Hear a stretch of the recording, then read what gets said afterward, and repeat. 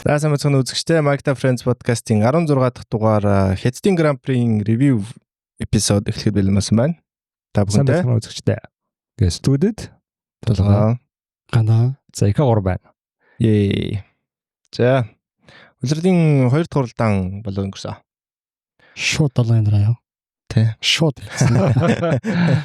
За нэгэн олон бас юу яасан баха те. Сэтгэлээр унсан бах. Яагаад гэвэл одоо манай fantasy dig дээр аяг болол болцсон. Нэгцэн хүмүүстэй маш их баярлаа. Гоё урамтай гоё. Тэг нэгдэг хүмүүс нэг дээрээ уралдаан үзэхэд аяг гоё урамтай байна.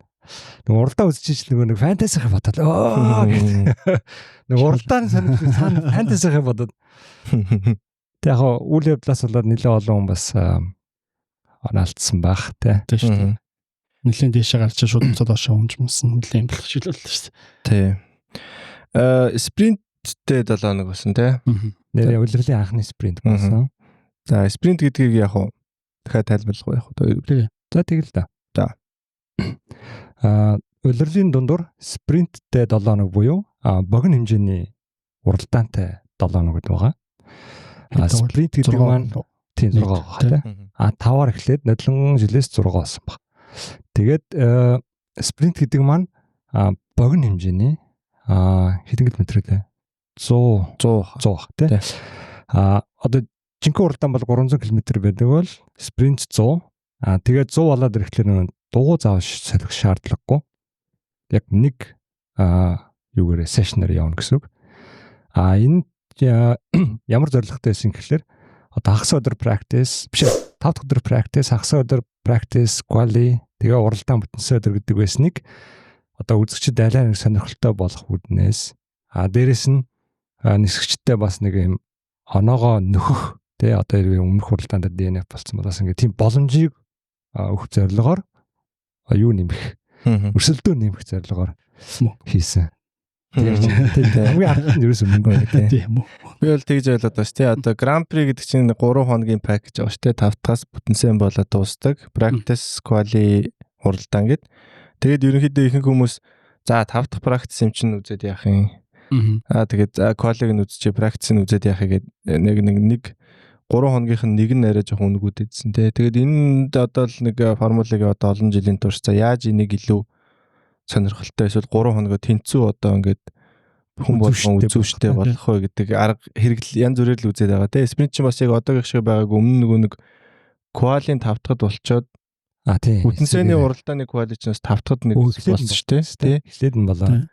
Тэгээд ингээд наашин цаашнд болгоод үзээл байгаа. Гэхдээ одоогийн формат нь ер нь бол хамгийн гайгүй юм шүү. Тэгээд яг уламжлалт одоо манай хүмүүс Австрал дээр үзсэн шиг дээ 5 дахьд practice болсон. Practice дээр машина одоо их бензинтэй бол яах нь, им дугуйтай бол яах нь, бага бензинтэй бол хэр хурдан явах нь, энэ одоо моторын тохиргоотой одоо хэд цаг хийж юм бэ? Энэ ямар сектор дээр яаж явж байгааг гэдгийг туршдах байсан бол тэр 3 practice байсны одоо нэг нь байхгүй болоод ганцхан practiceтай болоод тэгээ оронд нь спринт гэдэг 100 км уралдаан. Тэгээ 5 дахьт нь спринтийн quali гэдэг шиг хагасанд болдог quali шиг яг дахиад спринт тэн хэддгээр байрнаас ихтгэв вэ гэддэг.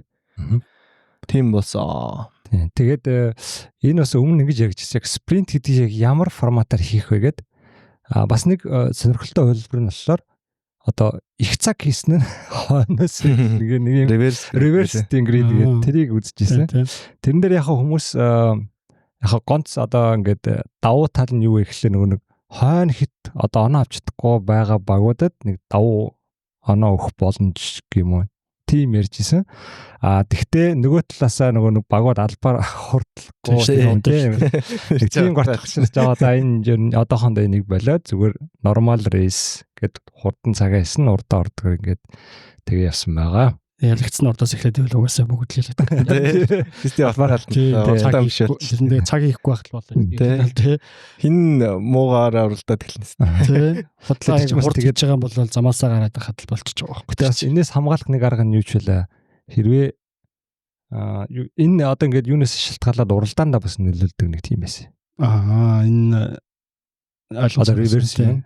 Тэгэхээр бас нөгөө албаар удаан болохгүй одоо нөгөө нэг хэрвээ чи нэгт орох юм бол үндсэн уралдаанд нэгтгэл нь тэгтээ спринтерээ хойноос эхэлнэ. Тэнгүүт нөгөө хүмүүс чинь бас албаар удаж болох болчихж байгаа юм.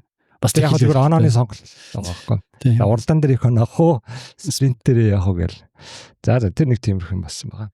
За тэгээд тавтахад спринтинг квали болсон Льюис Хамилтон нэгт орсон байна. Surprise. Тэгээ Макс Верстаппен, Оскар Пиастри, Шарл Леклерк, Жорж Рассел, Ландо Норрис гэдэг ихний 6 бүрдүүлжтэй. Яаж Феррари нэгт орчих вэ? За Стефани Октор явын хүн бүрдсэн баха. Энэ дээр яг юу яасан баха? Нэгт босод багууд өөрсдөө жоохон алдаад оролцсон баха. Би л тэгж хараад байгаа. Жоохон тохиргоо буруу хийсэн ч гэдэм юм. Нөгөө талаасаа Хамилтон тойрог аюу гоё хийсэн.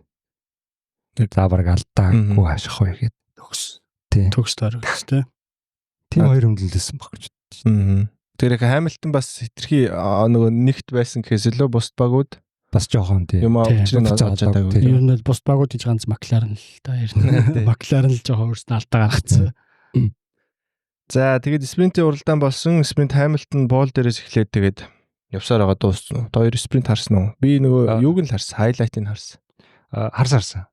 Ер нь бол тэгээд шууд эхний нэг хэдэн энэ дээр тэгээд яг одоо үндсэн уралдаан дээр бас үр дагавар нь одоо ингээд энэтэй холбоотой гараад байгаа юм л та. Зүгээр яг Шанхай дээр нөгөө замаа юу хучилтай хаа шинжилсэн. Аюу гой гөлгөр зам тавиад. Тэгээд эн чи юу юм бэлээ? Өнгөрсөн жилийнхээс 2.7 секунд хурдан болсон. Зам нь. Тийм зам нь. Нэгт тэгэхээр ингээд 100 айгу замд айгу юм л дугуунд бас айгу таата болсон. Дээрэс нь нөгөө нэг хэрвээ урдаас эхэлчихвэл илүү нөгөө таата нөхцөлд уралдаад байгаа.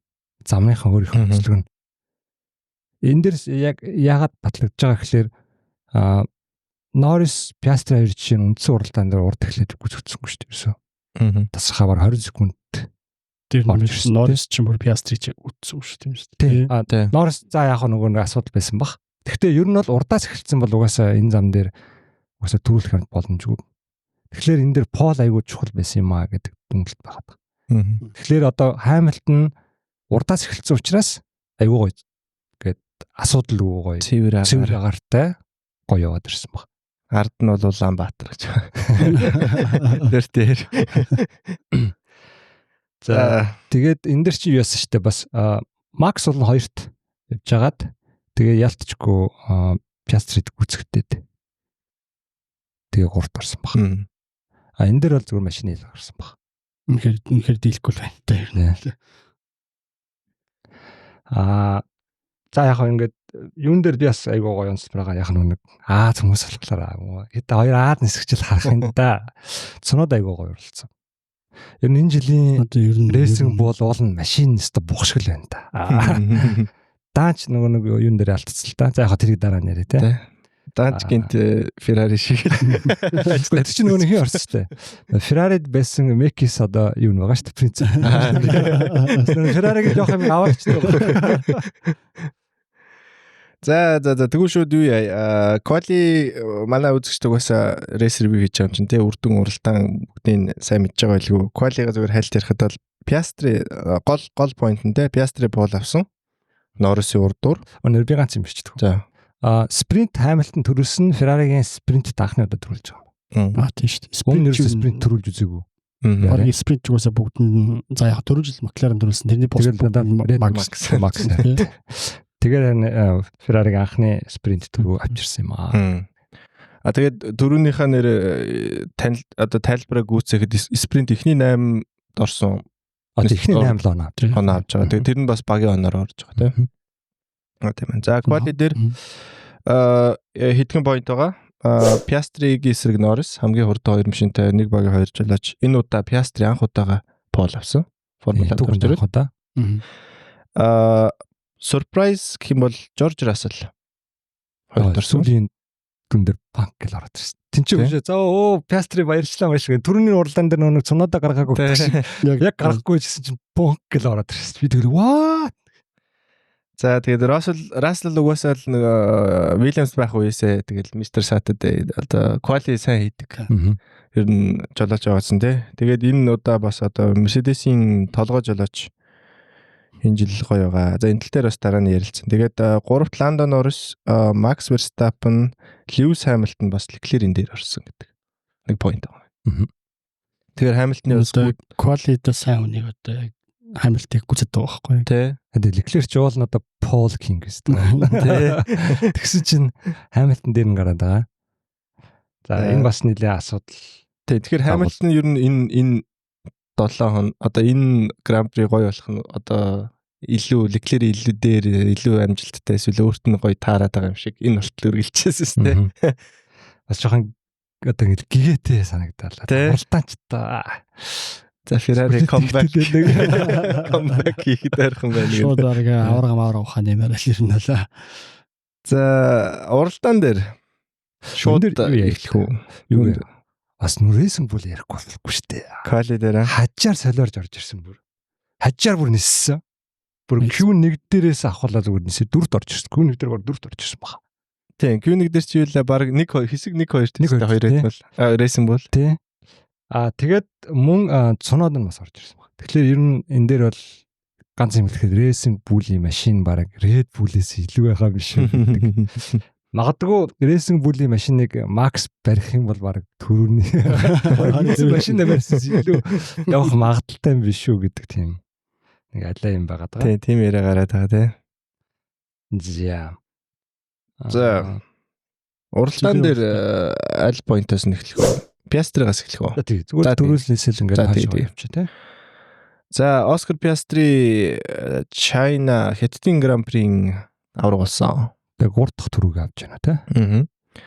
Тэгэснээр өөрийгөө одоо баталж харууллаа юм. Өнгөрсөн талаа бид гурав ярьсан шүү дээ. За одоо багийн радио орж ирээд за чи хэн нэг вэ, хэн хоёр вэ? Одоо тэгээд Маклареныг хэнийх нь ард зогсох вэ гэж юм тий. Тэгэхээр өнгөрсөн жил яг нэг юм болсон гэхээр Piastri одоо залууж болооч тэгээ Макстай өрсөлдөөнд нэгэнт оноогоор ард хоцорсон байсан учраас ер нь улирлын хагасаас эхлээд ер нь хоёр дахь жолооч болсон шүү дээ тий. Тэгэхээр одоо яг тийм байдалд орохгүй тулд Норристой оноо ойрхон явж эхлэх хэрэгтэй байгаа. Өөрөө ч тэрийг одоо хамгийн том илэгдэл хэлж шүү дээ энэ уралдаанаар. Тэгэхээр хоёрын хувьд одоо Piastri авраг болох материалтай жолооч мөн үү? Одоо энэ жил эсвэл аврагын талаа өрсөлдөх. Миний хувьд юу нь мөн. Ер нь юу л юм шүү дээ. Норрисээс илүү юм. Норрисээс илүү ер нь илүү үзнэ. Зан характерын чанга жон шазруу юм шиг. Нэлцраа чимээгүй. Тий, чимээгүй олон үгүй. Нэг Kimi Räikkönen шиг тэгвэл хийдгээгээл олон юм ярихгүй явж байна. Яг тиймэрхүү талын юм шиг. Төмөрөх маш. Дандаа бол манай хүн бол чилка шүү дээ. Бас жоохон юу чилрэлээж яхад. Мүүднээс хамаардаг. Жоохон ингээд юм болохоо болж тэрийгээ дагаад унаад ингээд унжигаад тэгээ нэг хүн ирээд дэмжээ за хөшөө юм ингэж байна. Одоо гоё юм штэ гэх нэг жоохон тийм хэлдэг юм шиг. Piastri бол энд юу маанах штэ юу болж байна. Зүгээр. Би яална. Дараагийн удаа би өстой тэгвэл яг нэг иймэрхүү юутай юм шиг. Юм нэг ингээд авраг болох зүгээрээ ингээд унаад байдаг. Авраг болж болох тийм материал нь дотор нь бүх юм хүртэн бол байгаа байхгүй ч. Одоо зүгээр туршлага жоохон багтдаг. Энэ жилээс яг машин нь бол байна. Жолоочууд одоо материал байлаа гэж хоёр бодчих. Тэгэхээр энэ жил харин тэгвэл Piastri одоо авраг болж чадах бол. За одоо тэгээд юу даах та. Тэр машинаас л. Одоо ингээд одоо пост баг нь одоо яг араас нь гүцэд Макларенаас гүцэд ирэх юм бол хэцүү баг. Тэрнээс одоо яг 22 онд Red Bull дийлдэхгүйсэн шиг Piastri нэгт хоёрт орсон шүү дээ. Яг тэрэн шиг дийлдэхгүй яваад байх юм бол Piastri л үзэх баг. Би яг энэ момент хэлэх гэжсэн. Өөр багууд ирээл кача фичгүүл бол яг Ландо энэ хоёр өрсөлдүүл бас шатарч болох. Гэтэ энэ хоёрын одоо ингээд харилцаа хэрвээ яг тим дээрээ толвол хэр хүүтрэх байл. Би яг нэг үлрэл эхлэх хэлсэн. Одоо Rosberg Hamilton. Тийм. Ер нь бол Макларен дотроо ер нь жоохон зодоо эхэлнэ. Яаж зүг хүн штэ. Магадгүй ахаад ийм боломж олдохгүй мэдгүй штэ. Тэр 26 дараа жилээс юуж болох юм. Тийм Макларен ингээд сая 20 жилийн дараа штэ. Аваа штэ. Биш ээ юу лээ? 24 жилийн дараа. 98 оноос хойш тий 24. Тийм тэрэн шиг биш 26. Тийм магадгүй тэрэн шиг гээд 26 он болсон чинь бүх юм оронгороо ирээд Макларен ахаад мяат. Тэр энэ хүмүүс сайн бодож байгаа шүү дээ. Тийм учраас алаан болно. Би дотроо өстө бифтэй. Одоо нөгөө нэг онгоцон сууд нисэх боллоо. Муудалсан шиг бас энэ хоёр хоорондоо тийм болох л баг. Гэтэ тийм болоосоо яа дээ. Яг муу утгаар биш те. Өрсөлдөнтэй байгаа шүү дээ. Би бас тэрэнд л найдал та хаандаа алцаасаа тэгээд Макс төрөөс хэлж байгаа. Гүн би эсрэгээр энэ хоёр алдах Феррари. Цаана дандаа юм коллектор л. Зүгээр өөрсдийнх нь төлөө. Энэ хоёр алцаад нэг чинь аврагын талаа алцаад байвал нөгөө гүцэхгүй нэлсэн л болох л та. Нятлаар бол.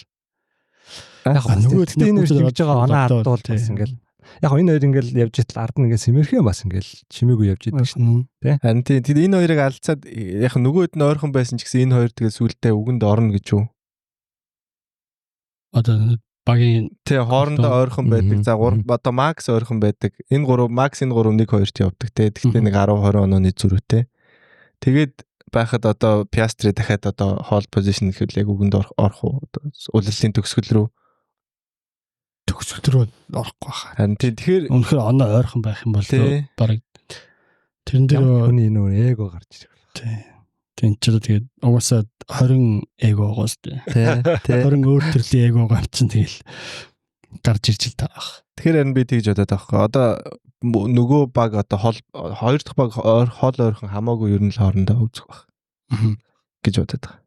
Зак Браун сайн нөгөө нэг саяны нөгөө уралдааны after show дээр ярьсан л та хүн болгон бас асуугаал тэгээ баяр үргээ. Гэхдээ азар ингээд Норрисын машин эвдрээд ингээд танах радио явсангүй шүү дээ гэхэд.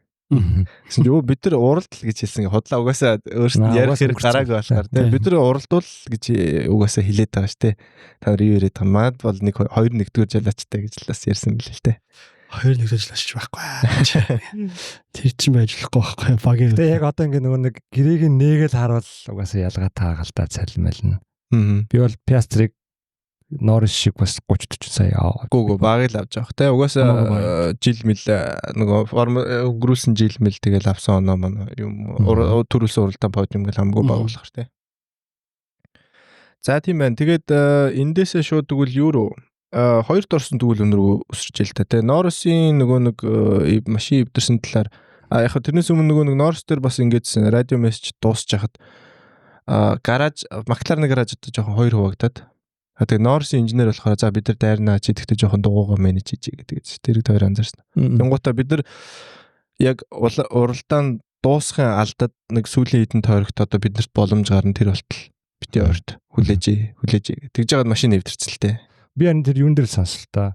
Жохон ойртчихгүй юм уу гэд. Тэгжгүй би Piastri-гийн ард ингээ муухай дөрти эрт явмаар байна гэд дуугаад байгаа. Тэгээ албаар өөрөө жохон хойно яваад байсан юм шиг л. Би тэгж л ойлгосон. Тийм. Тэгж жагаад харин нэг чиний хэлдгээр магадгүй хүлж байгаа жохон пүших гэдсэн юм байна. Тийм. Сүүлд боломж гарч магадгүй тэрнээс ш одоо энэ хятад уралдаан чинь айгүй уутгартай одоо яг уралдаан дуусны дараа л хамаг драма боллоо ш. Тэгтээ машин гүйцэхэд айгүй хэцүү.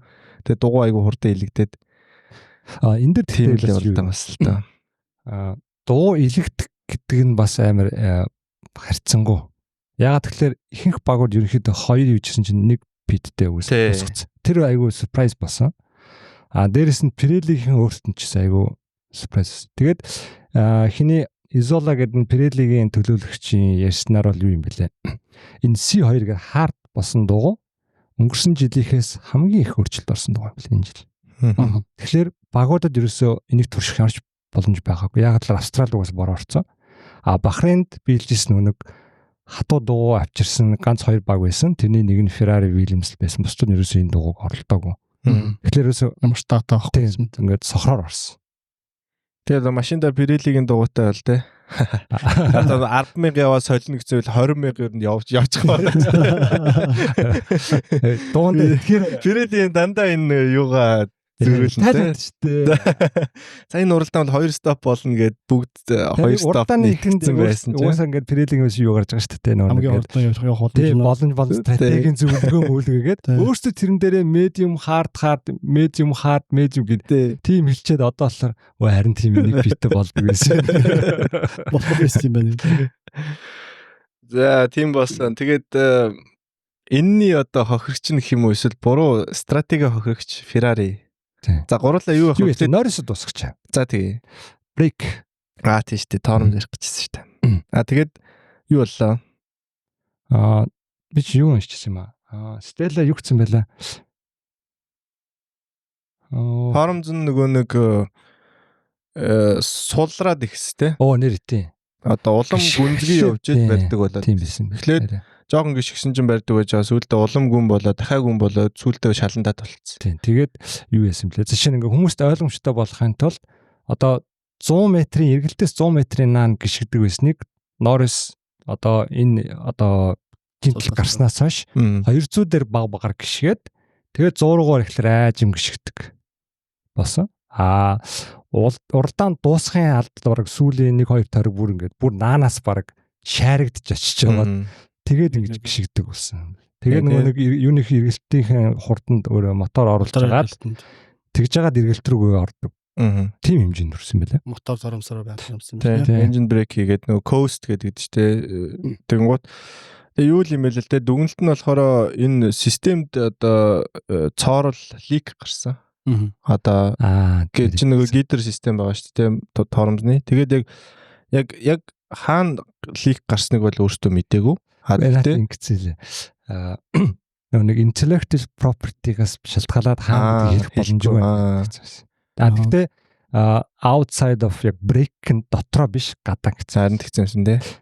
Тэгээд нөгөө нэг спонсорыгаа жоох унгаахгүй гээд одоо тэр хүний юм өвдөрсөн гэж хэлж чадахгүй гэж байгаа. Тэгээд Макларны хийсэн одоо үйлдэл нь болохоор тэр риск одоо тэр хэрвээ задарсан задрал нь ингээд парк гэд бүх шингэнээ алдах юм бол огт торомсгүй болоод уралдаан дуусна. Тэгээд зам дээр бас тос мосгүй хажууд бас хүмүүстэй аюултай болох шүү дээ. Тэгээд тийм учраас Norris хэлэхдээ бид нар ийм пик даралт өгөхгүй одоо системд торомзоо чи аажуухан гişиг огцом торомз огт гიშгэж болохгүй гэдэг л юм. Тэнгүүд огцом гიშгээд нөгөө нэг систем өндөр даралт ирэх юм бол тэр задрах магадaltaй учраас тэгээд ингээд торомзын улам баг болоо. Энийг юугаар ярихтаа long гэдсэн те long tail гэдсэн те. Одоо тэр нь холоос гэж байгаа юм байна. Тэгээд нөгөө юу гэж хэлээд байгаа юм бэ? Тэр нөгөө нэг системийн нөгөө даралт алдагчаар одоо бид нар чинь модерн машин ч гэсэн ингээд сул болчихдээ шүү дээ. Тэнгүүд тэр нөгөө нэг гидер системийн даралт нь буураад ингээд торомз нь баг болчихсон юм байна. Тэгээд улам гүнзгий гიშгээ тэгээд Norris болохоор одоо улам муу болох уу гэсэн чинь тэгнэ гэсэн. Тэгээ бүр шаландаад болчвол яах вэ гэдэг чинь. Гэхдээ торомз ажиллах нь ажиллана. Гэхдээ багаар л ажиллана гэж хэлсэн. Тэр нэм албаар яг тийм огцом гიშэхгүй ингээд аажмаар халаас гიშгэн шүү дээ. Тэгээ сүүлийн хэдэн тойрог Norris яг энэ юмаа олж мэдснээс хойш 1.3 секунд 1.8 2.3.5 гэдэг тойрхон урд нь багасаалсан тий. Тэгээд gap нь сүүл 10 секунд л болсон юм шиг байна л тий. Тэгээ Norris Russell дайрч гисэн үг тий. Тэгээд ер нь дахиад нэг тойрогч биш баг дахиад нэг хэдэн эргэлт байсан бол амжчихсан гэж яриад л юмс. Тийм ээ 1-3 өглөө чинь дээр нэмээд тэгээд торомс судалтай гонч нэлээд л тий.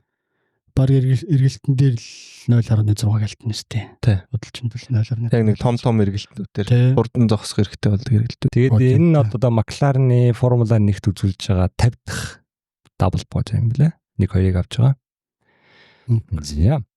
За тэгвэл Russell руу орч. За. Russell тэгээд бас подиум, улирлын 2 дахь подиум. Тэгээд маш сайн уралж байна те. Одоо Mercedes-ийн топ толгой жолооч болсон. Өөрийгөө мэдрээд бүр. Тийм, бензин нэг принциплийн хийснээр бол 10 ононоос 10 авахар л болтлаа. Угаасаа одоо хүлэн зөвшөөрсөн одоо манай машин энэс угаасаа гарч чадахгүй, энэс идэж чадахгүй.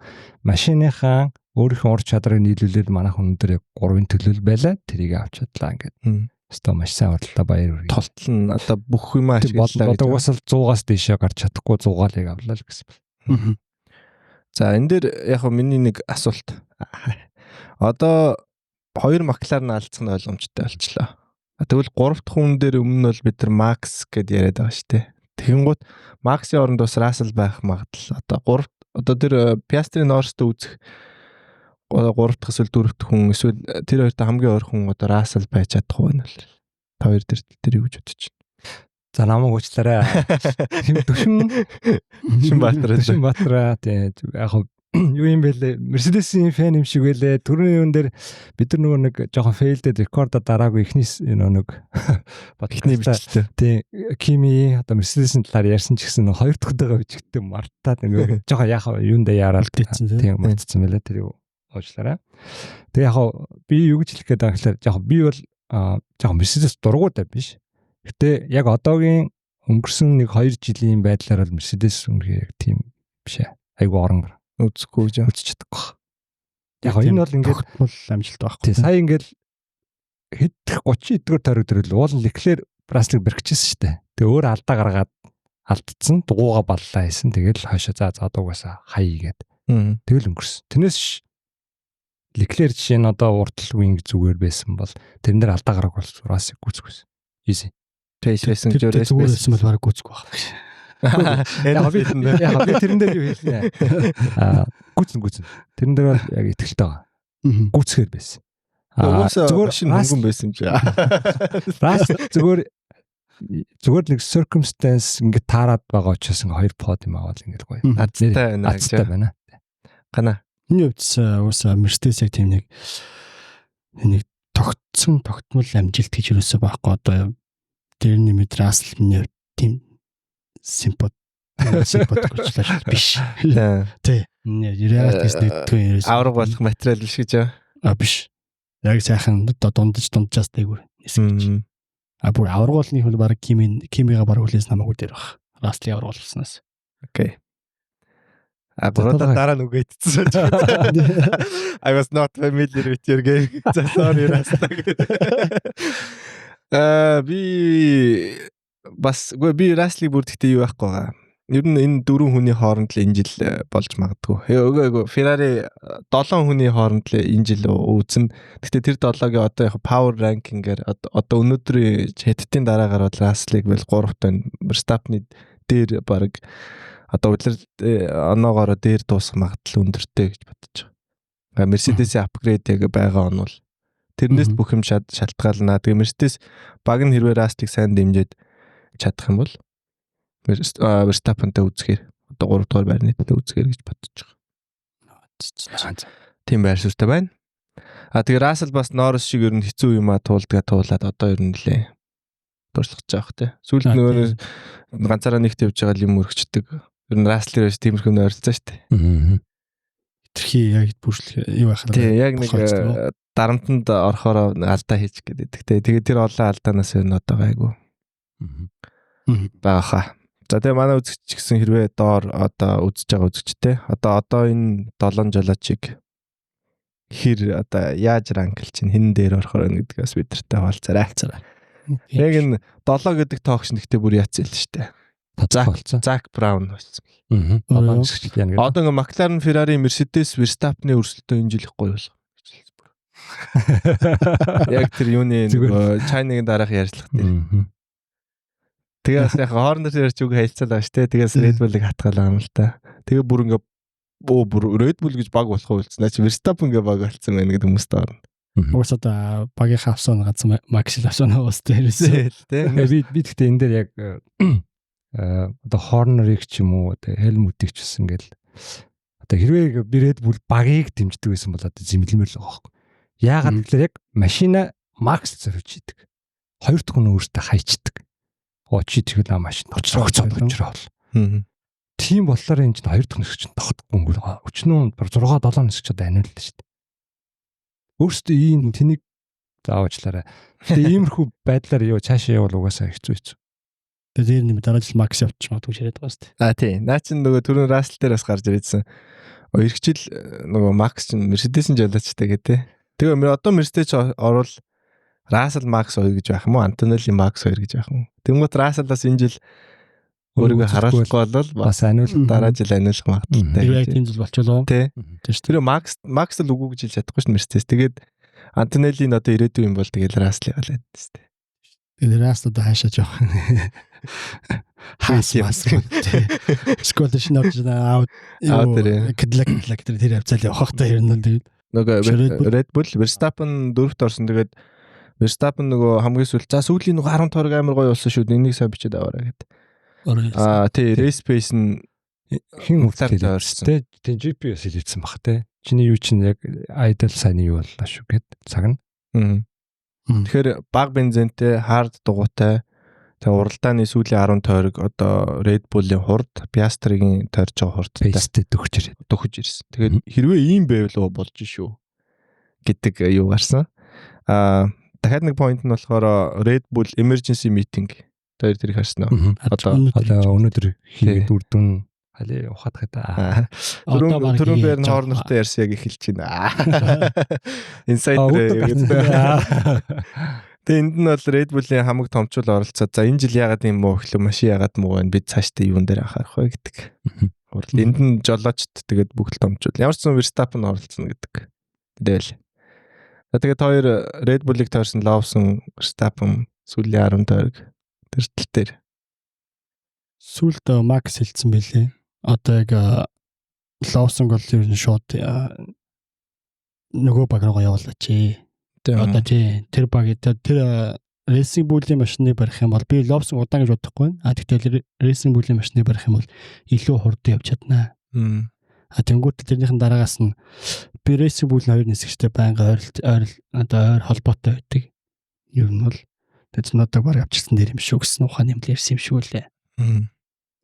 Миний бодлоор. Тэгэхээр миний бодлоор одоо энэ биц миний харж байгаагаас Lawson бол тийм удаан нисгэсэн гэдэг. Машиндаа л байгаа хэл тийм. Үнэхээр машиндаа тасахгүй байна. Чаддаг үнэхээр барьж чадахгүй байна. Одоо яг хийсэн цагийн харахаар чи яг 2 цаг яг адилхан байгаа. Авралдаан дээр яг хүн жоохон гүйц төрүүлж байгаа. Тэгэхээр quality дээр нэг тойрог дээр хурднаа хийж чадахгүй нэгчэндээ машинаа барьж чадахгүй нээс. Цагаа болохгүй нээс. Нэргэлтэй болохгүй. Машиныхаа яг тэнцвэрийг одоо машинаа мэдэхгүй л байгаа. Үнэхээр. Энэ нөгөө юу юм шүү те. Өөртөө итгэлтэй бас аюу холбоотой л гэтэл л те. Яг адилхан машиндаар явбал нэг Lawson нэг 0.3 4-ийн л хойно байгаа их. Жолоочийн хувьд. Тэгээ үлдсэн 1.1 секунд нь нөгөө булан руу орохдоо л тийм бисэ. За ингээл одоо хүлхвэгээд ордог тийм итгэл байхгүй байна л гэж. Магадгүй тэгэл арай холоос харж байгаа хөтө мөргөлтэй. Илүү шүү. Яа, юуг нь мартчихжээ. Хэттийнхэн биш нөө Австралийн Lawson-ы бүр юг quality бүр задлаад гаргацсан байсан. Дандаа эргэлтээд бүр орж хадаа гаргав. Тэрэн дээр асуудал баг. Тэгэхээр өөрт нь бас асуудал баг. Тэр нэг хурдтай эргэлтэн дээр нөгөө Verstappen-аас 30 км/цагийн бага хурдаар орж ийн гэсэн эргэлт рүүгээ. Эргэлтэн дээрээ дандаа алдаа гаргаад байна гэдэг. Миний бас нэг яг энэ дээр ингээд яах гэхээр бид нар одоо Перезиг буцаагаад юу хийх хэвээр байна. Магтах хэвээр байна. Өчигдөр шараад хөрөхгүй моног байсан байна.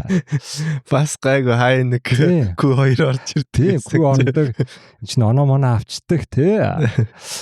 За подкастаараа гороолаа нэг байг ууцдаг. Нэг амир болж байгаа. За нөгөө талаас юу яцсан бэсэн? Ralf Schumacher аяарсаг өгсөн бэсэн. Цунодо бити Red Bull руу ороо. Тий. Racing Bull энэ машин чинь гоё байна. Зүгээр 2 удаа зүгээр стратеги багчин чамааг алчлаа. Racing Bull-д ууралд наана оноогоо авдгийг харуул те. Хэрвээ чи одоо ингээд яарад Red Bull руу очих юм бол чи Lawson шиг дуусна шүү гэсэн бэл. Миний бодлоор л баг. Тэнгүүт хэрвээ Lawson шиг фейлдэх юм бол Lawson шиг буцаагаад Red Bull Racing Bull руу орохгүй шууд байна. Николагэл. Одоо тэгээд яг хамгийн оптимал одоо Закатер ч бол Цунодогийн дэмжигчтэй байгаа шүү дээ. Цунодогийн одоо хамгийн оптимал одоо ирээдүй одоо тэгээд яах вэ? Би бол одоо л байжгаад Red Bull руу орно гэж бодож байна. Хэрвээ Racing Bull-тэй 80 амжилт гаргаад дараа авах баг. Sorry баггүй. Цунодо тоож авахгүй. Aston Martin яаж авах юм бэ? Нөгөө Honda engine-тэй болоод Alonso зодогтай тэр бодлоо. Би бол тэгж боддог шүү. Одоо хэрвээ ингээд түрүүнд хоёр яцсан Mercedes руу очно гэдэг. Түр Max тийш очлаа. Фүр зай байхгүй шүү. Russell сулруулаа. Биш. Aston Martin руу. Яг тэр чинь одоо Max чинь бүх аварга одоо Honda engine-тэй авчлаа шүү дээ. Тэгэхээр бас engine-ээ дагаа явдаг хүмүүс бас байна те. Чи engine бас олон бас нэг нэлээд том нөлөөлөх хүчин зүйл юм шиг байлаа шүү дээ. Одоо энэ Science Hamilton-ыг ярьж байгаагаар бол дассан газрын engine зүйл engine аюу нөлөөтэй. Тэгэхээр би бол одоо Цунодогийн last chance гэж бодож байна. Хэрвээ энэ дээрээ гаагүй бодох юм бол Red Bull аваад үлдэнэ. Хэрвээ хэдийгээд Red Bull руу орохгүй Racing Bull-д байгаа чинь 80 ингээд лаг оноо аваад за мэдээж топ 4 5 руу очихгүй тэр бол ойлгомжтой. Одоо Yamaha Aston Martin ч гэсэн сайжраад ирнэ. Aston Martin өрсөлдөн Gasly ч сайжрах л баг. Alpine одоо арай ч өнгөрсөн жил шиг хогдор орохгүй л хэлбэртэй. Тэгэхээр Racing Bull бас хэцүү байхгүй ирээдүй. За яг ингээл нэг 9 10-т ороод нэг 2 оноо түүй те. Тэрнтэй хаа бодлох уу? Өсрэл нэг 12 дэх байр. Тим юутэй яахгүй бах. Өөр баг авахгүй бах. Гана тэгвэл Red Bull багийн ирээдүйн хувьд тэгвэл одоо юу хийх вэ? Lawson Tsunoda хажаар гурыг яах вэ? Миний харж байгаагаар одоо шүү дээ. Энэ миний харж байгаа юм шиг. Red Bull миний бодлоор тэгш хурдан аяг тийм яард солихгүй баха. Lawson. Тий. Яг л өөрсдөө машинаа яг одоо муу байгаагч мэдэхгүй байгаа. Lawson-д асуудал байгааг мэдэхгүй байгаа. Үнэхээр Max зүгээр ялцгүй тустай амтан болохоор сайн яваад байна. Тэгээ хэрвээ одоо за солилоо гэж бодоход Yuki ирэнгүүт яг Lawson шиг болчихлоо. Харин тий. Тэгэх юм бол чинь одоо Yuki-гийн карьерийн хувьд гэсэн тэр дээр нэмээд Red Bull өөрийнхөө нүдрэг хургаач шүү дээ. Үнэхээр машин хийсээр ирсэн. Бүр нүдрэг хургаа гэдэг чинь дандаа л болох байхгүй. За машин муу батлагдлаа Lawson муу биш юм байна. Perez муу биш юм байна. Red Bull болтгоо мөн өөрөө гэдэг. Тэгэхээр тэрийг батлахгүй тул одоо зүгээр бараг л Lawson-го золиол за чи яадах учраа бол тэр хооронд одоо машины аяг апгрейд хийгээд сайжраад ирээ. Тэгэхээр одоо Max дэшээ яваад эхлэх юм бол 2 3 яваад эхлэх юм бол за одоо тэр үед нь одоо үнэхээр Lawson дагаад одоо бас сайжрахгүй одоо 10 руу ордгоо орхоо болоод Q3 руу орж таа болчих юм. Тэр үед нь сольж магадгүй. Тэгээс шууд одоо шууд солихгүй байх. Тэгэхээр тэр хүртэл нь одоо удирдлагын дунд зуны амралт хүртэл солихгүй нэвэр явах байх. Юу ч хамаагүй. Тань тийх л ах л та. Тийм дураараа юм байж болд юм болов. Одоо дараагийн уралдаа Suzuki штэ. Тэрэн дээр Tsunoda авчирнгуудаа харангуудаа одоо гэсэн буцаагаад мэдгүй. Би нэлсэн нэг одоо яг тэгж бас ирж одоо яг Японд ирж магадгүй байдаг. Шуум гарцаа л шүү дээ. Тийм байлээ. За Lawson нэг удаа өвдөлтч магадгүй гэж боддог. Болох байлаа гэдэг. Тийм зүгээр чи өвдснэг бол хагалгаанд ор за олгоо. Шууд олгоог нь шууд олгоог. Ширэл нүгээс байвал яхад. Болохоо бол олгоо ургуулна. Тэгэнгүүт олгоог нь хагалаад тэр оронд нугасаа яг receiver-ын хэн Tsunoda байгаа юм чинь Lawson өвчтэй байгаа юм байгаа. Tsunoda авчирлаа гэж үзэнгүүтлээ. Үнэхээр турш зүүнтэй болж байгаа юм бол за давай. Йоо ганаг яасан болчих яах. Хүмүүс ганаг. Тэгээс Lawson-ыг өвднөө харж байгаа гэдэг. Тэгээд харин Red Bull яац хэлээ хүмүүс болохоор Red Bull ч угаасаа навшин бага одоо Tsunoda-г угаасаа Red Bull ирээдүй байхгүй. Тийм болохоор наача улирлын дундуур Tsunoda-г авчирна. Тэгээ анаа. Тэгээд Tsunoda угаасаа нэг айхтар уралдахгүй. Тэгээд тэрнгээр шалтгаалаад Tsunoda-г бүр мөсөн анина. Lawson Racing Bull руу орно. Тэнд угаасаа өөрт нь амар байгаа учраас сайн дажгүй уралдана. Тэгээ өөртөө итгэлээ олж авна. Тэгээ дараа жилээс дахиад Red Bull-тэй буцаж орж ирнэ. Нэр бас нэг опшн юус Calapin-дэг авчирх гэдэг. Тэгсэн. Хэрвээ хүмүүсээр ингэ яахгүй бол бодолдож авахгүй юм шүү дээ шүү. Тэгсэн энэ Calapin-тэй гэрээ гэж ямар юм байна. Хүн боломжтой аваад тий. Энд чи зүгээр л ингэ болчдөг юм уу гэж. Бас нэг хүн тэгсэн шүү дээ. Гэхдээ энэ формулагийн гэрээ чинь бас нэг хамгийн гой залтан тийм шүү те. За нэг доогор багт байх юм бол заавал нэг залт өгдөг. За энэ топ 4-өөс нэг нь ирэх юм бол зүгээр энэ гэрээ шууд хүчингүү. Тийм залт байд юм шиг заавал. Тэрүүгээрээ л дандаа яад юм шиг л шүү. Одоо хүмүүс гэрээ явах та. Намаа гэрээ Red Bull Ferrari-гаас дутах юм бол шууд явна шүү. Явна шүү дээ. Тэгээ ард нь бол тэгжсэн нөгөө Формула E-тэй гэрээ хийхтэй. Формула 1-ээс баг орвол би явна гэдэг бас тийм залт. Оруулж ирсэн өөрөө бүр тэмцээр байгаа. Тэгээ тэр нь хэрэг болоод бас буцаад Williams руу ирэх боломж нэгцэн. За тэгээ тэр гэрээнүүд бас олон юм баах та. Янз бүр юм баах та. Хэдэн 100 чаш юм бас нэг хөрхөө хэдэн хууц юм байх л хат. Эндээс V-Carb руу стратеги руу өсрөх үү эсвэл Ferrari-га муулчаад V-Carb тий санаад байгаа. Тэнгуут яг ингэцээс одоо Helmut Marko тэнгуутаа уралдааны үрдөө харангуут. Tsunoda-г сайн байна гэсэн бүр хойно хамгийн сүүлд л орсон юм шүү дээ. Яхаараа Lawson-гоор солилт юм байл тийм хүмүүс. Ягаад одоо Racing Bulls маань ийм хойнорвоо. Олон дабл оноо байсан биз дээ. Тэгээ юун дээрээ алдсан юм шүү. Тэр нөгөө хоёр зогсон гэдэг рүү л амар эрт коммит. Харин тийм. Тэгээд угаасаа трафикт орсон юм шүү. Адилыгаа явж дүгжээ хийсэн. Тэгээ угаасаа нөгөө хоёр зогсоод буцааг гүйцэж чадахгүй болохоор тэгээ хоёр зогсны хэрэгнэ гарах болсон. Тэгээд бүр зүгээр нөгөө байрлалаа алдаал хойно орчиж байгаа. Хойно орчоод нөгөө хүнээ гүйцэж чадахгүй явж байгаа л тэгэл үрлээ. Тэгэл тусаа. Тийм л юм бас та. Тэгээ бид рүүлээч нөгөө нэг машины хойно орчихлоо ерөөсөө шахаад айгу үздэг хэцүү. Агаарнд тийм болсон юм баг. Тэгээд тэр цунада бас хазгүй урдын винг нэг байж өөрөө цөмрөөд орсон. Тэр одоо яг юу болсон битггүй. Тэр ингээ зүгээр уртлын халуун агаарнд ингээ ячих шүүсэн гэж. Шулуу явж байгаа л нөгөө нэг уртлын винг за баа их шиг. За мань ялаа. Зүгээр ч гэж цаашаа хурд орсон. Юугаа тэнгүүтээ шууд ингээ юу доошогоо чирэгдээд тийг угаасаа юу болцсон л та. Нөөсөө сэлцтэй. Тий. Юунаас болчихоо гэл манай нэг атарааштай барьдал тест. Яагаад юм болчтой юм бэ? Харалгүй зүүн. Хараад сүлд нэрээ харалгүй болчихсон те. Тэгээд юу яц тэрийг ингээд нөгөө агаарын резонанс гэж тайлбарлаад л шүү дээ. Одоо нөгөө зөгцсөн юм. Гүүрэн дээр нөгөө зэргүүд талахаар гүүрэн урдаг гэдэг шүү дээ. Тэрэн шиг уртлын нөгөө нэг агаарны тэр уртагс ингээд жоох ингээд хэлбэлзүүлж хагаад бак салаад шууд. Тэгж тайлбарлаа. Гэтэ тэр чинь бас нөгөө флекси винг байгааг нь л би бол тий.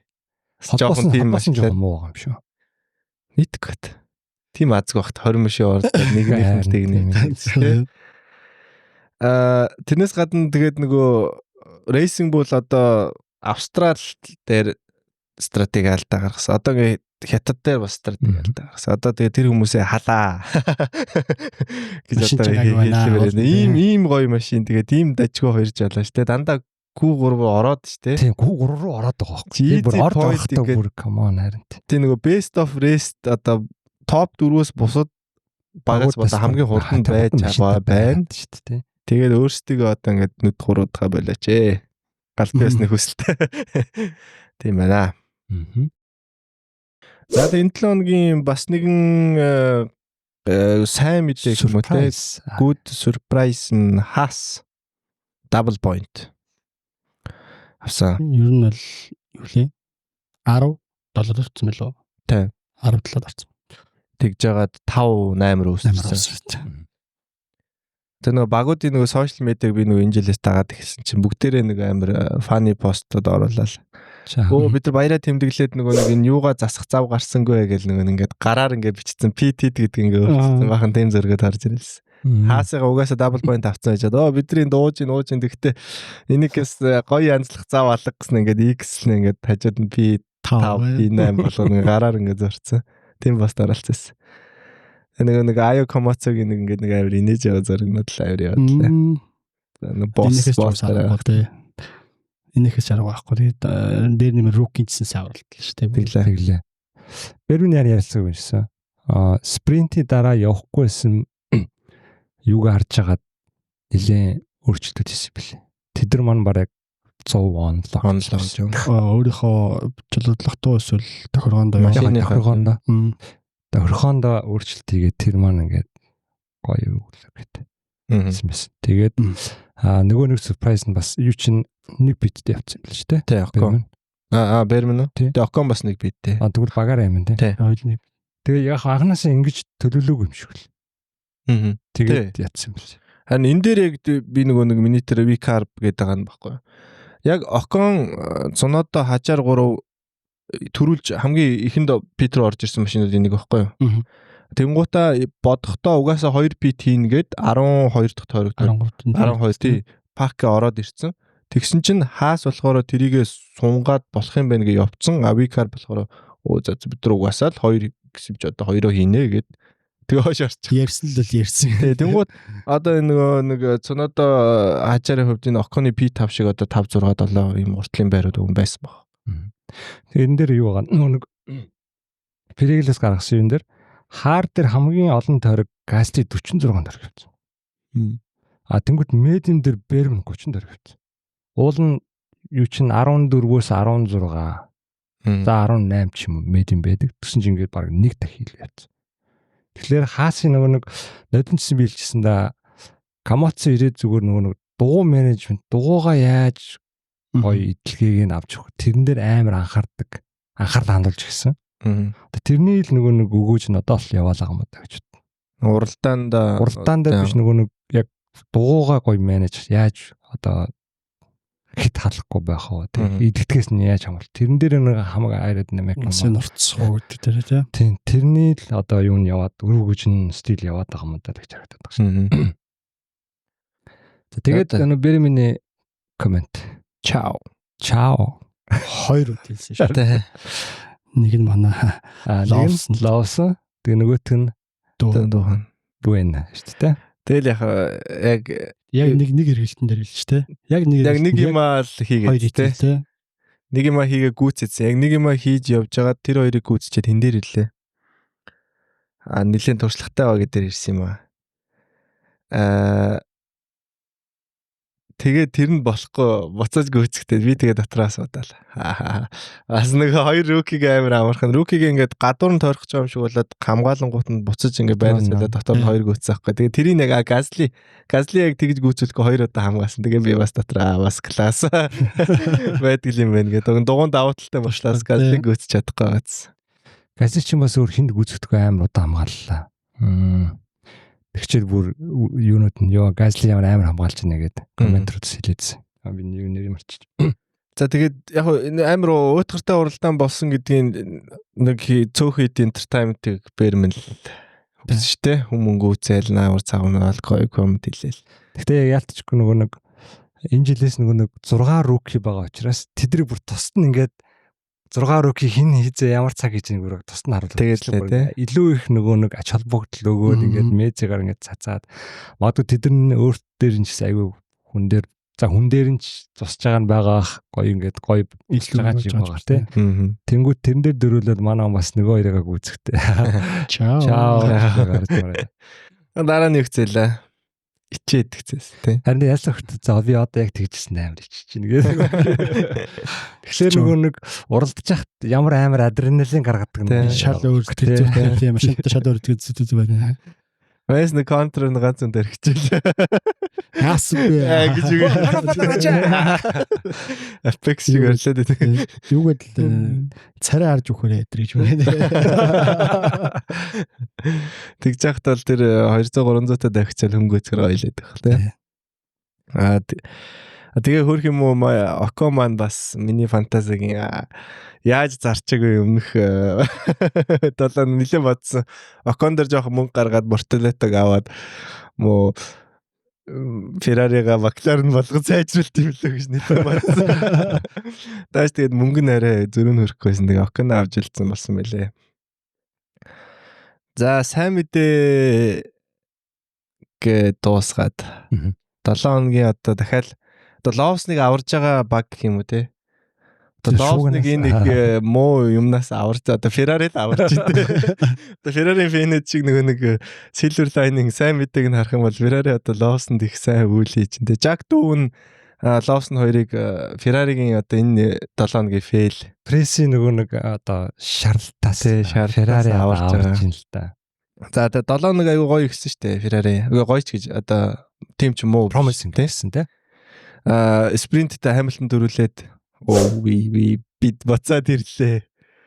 Шүдэрийн дараа чинь шууд багыг Хамилтон одоо эргэж ирлээ авраг авлаа баг ухааны юм. Ер нь л тэг. За тэгээ уралдаан дээр тэгсэн чинь квали дээр нэг сайн урагшаа явж чадаагүй. Тэгээд Леклерийнхаа фронт вингийг Хамилтон гусайсан. За тэр өөр өөрөө жагаад тий ардуур нь байрлаа салхих гэж байгаа өөрөө доогоор нь орцсон.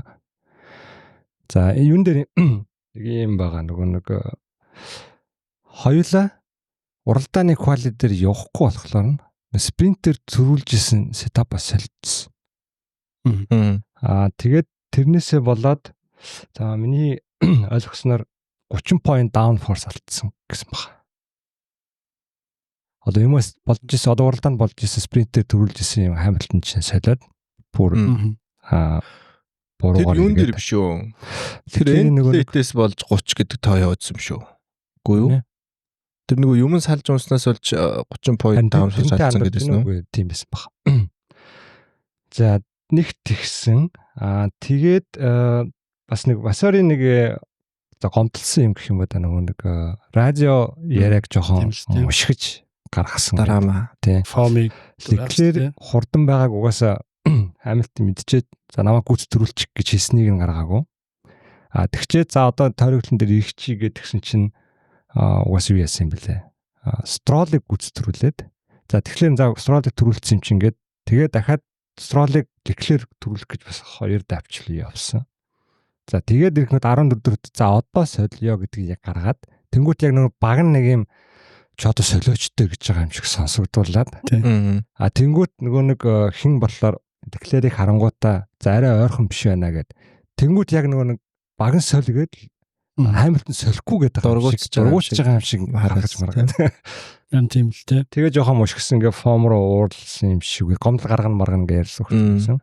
Баг нь ингэцээ хэлж штэ нөгөө turn 14 дээр одоо байраа соль гэсэн чинь би хизээ солихоо мэднэ гэх. Арай хол те. Ойртоод ирэхээр нь би хизээ солихоо би шийдээ гэж хэлсэн те.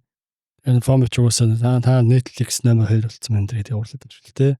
Тийм. Тэгээ яг өнөөдөр мэдээ гарсан чинь яг ярилцсан асуудал ингээ шийдэгдсэн одоо бүх юм хаалттай асуудал байхгүй. Энэ зүгээр санаандгүй байдлаар ингээд гаргацсан тэрнээс гэдэг тийм байсан байлаа. Дипломат хариултаа гэж. Тийм. За нөгөөт нэг юм нь болохоор Leclerc одоо хүмүүс тэгээд гэсэн front wing нь хугарсан байсан учраас яагаад юм хурдан байгаа тэгээд тэр бол яг ингээ харахлаар хурдан байгаа юм шиг бас үгүй. Hamilton удаан байсан учраас Leclerc урд нь гараад төрүүлэн хурдан яваад байгаа ш. Ясим дээр одоо түрүүн хэлээдтэй. Хэрвээ юун урд wing нь эвдрээгүй бол эвдэрснээр 30 point downforce алдсан учраас удаан явсан. Тэгээгүй ингээд бүтнээрээ байсан шууд хурдан явах боломж байсан гэж. Тэгээ би тэдтэй. Тийм болохоор тэр Russell ч юм уу магадгүй Max загсч төрүүлэх байсан баг гэдэг. Гүцхүүсэн гэж юу? Тийм гүцхүүсэн гэдэг. Одоо тэгээд Hamilton удаан байж байгаа тэгээд спринтер хурдан байж байгаа одоо удаан болсон тэр тохиргоо. Тохиргоо буруу хийсэн. Тэгээд Leclerc бол бүр Hamilton хурдан байж болсон. Тэгээд тэр юунаас болсон юм ингээ хөвдсөн. Тэр вингийн эвдрэхтэй одоо урталчин ингээ байгаа шүү дээ. Хугарахтаа нөгөө хажуудлын гэж өшөө жоон доошлсон юм шиг л шүү дээ. Тэр нь гэхдээ доошлсон нь баг хугарах бага юу гэдэг. Хугараг ямар одоо лөөтэй байсан. Тэр нь хугараад тэмүүлээ тэр нь доошлсон яг хөө тэр хугарсныхаа та муу нөлөөр илүү багасгасан тэгжтэй байгаа юм л шүү дээ. Тэгээд юу юм шүү те нөгөө нэг сүрх хүч нь арай багассан байж магадгүй те. Ингээ шулуун дээр арай хурдан болоод иргэдэн дээр жоохон цуглаа. Аэродинамиктэй ардлаасаа тэр их доошлсон аюу зүв болсон. Тэр нь бол ер нь бол туссан тэгээд л. За тэгээд юу ярьчих вэ? Яагаад одоо disqualified басна ярьчих вэ?